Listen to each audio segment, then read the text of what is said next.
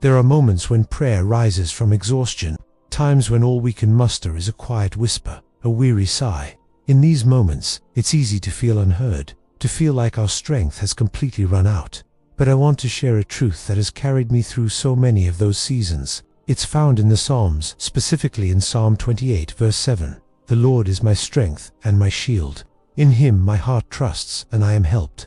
My heart exults, and with my song I give thanks to him. This verse is beautiful, isn't it? It speaks of strength, trust, and joyful thanks. But what makes it so powerful is its context. If you read the beginning of Psalm 28, you'll find it doesn't start with praise. It starts with a cry. David, the psalmist, begins with a desperate plea. To you, O Lord, I call. My rock, be not deaf to me, lest, if you be silent to me, I become like those who go down to the pit. He is feeling overwhelmed, abandoned, and desperate for God to hear him. This is a spiritual progression that many of us know well. It moves from a place of crying out to a place of trust, and finally, to a place of gratitude. It's a journey from desperation to deliverance. David doesn't have all the answers when he starts praying. He doesn't feel strong. He feels the exact opposite, but he makes a choice. He chooses to direct his cry toward God, his rock. And this is where the transformation begins.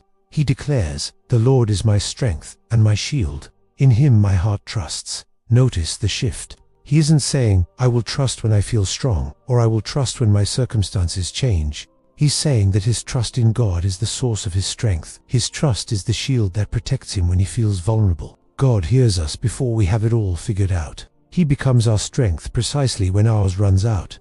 Think about what it means to have a shield. A shield isn't used when you feel safe. It's used when you are under attack. Trusting in God as our shield means believing he is our protection even when we feel the full force of life's battles. And trusting him as our strength means relying on his power, not our own finite energy. It's a profound exchange. We give him our weakness, and he gives us his strength.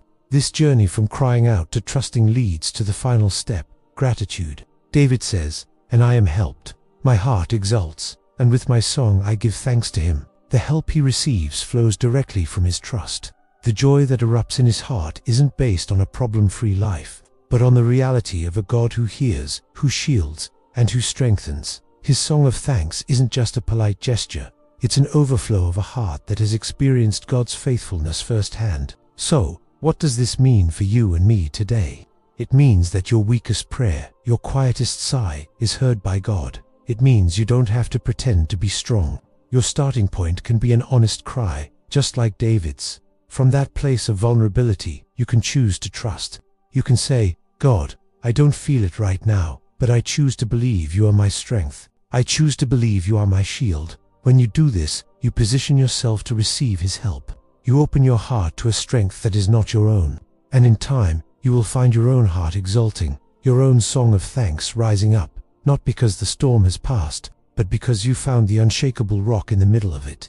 The Lord is the strength of your heart. I hope this has been an encouragement to you. We're going to be exploring more of these beautiful truths found throughout the Psalms. If you'd like to journey with us, please consider subscribing. Thanks for watching.